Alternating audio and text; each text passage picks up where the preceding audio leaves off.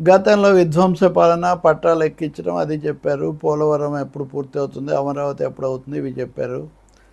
Time line ఇచ్చారు, చూడొచ్చు. గతంలో కూడా విన్నాం, జరగలేదు. ఇప్పుడు జరుగుతుందని మనం కోరుకోవచ్చు.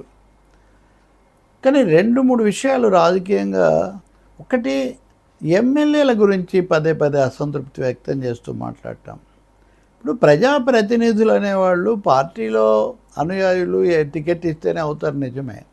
కానీ ఒకసారి ఎమ్మెల్యేలు, ఎంపీలు అయిన తర్వాత వాళ్ళు విస్తార ప్రజానీకానికి కూడా ప్రతినిధులు అన్న విషయం రాజకీయ పార్టీల నాయకులు, ముఖ్యమంత్రులు, ప్రధానమంత్రులు కూడా గుర్తుపెట్టుకోవద్దు. వాళ్ళకేం గౌరవం ఉండదా?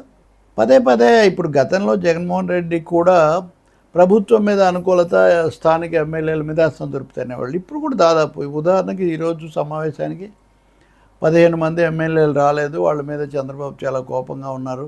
Same scene repeat.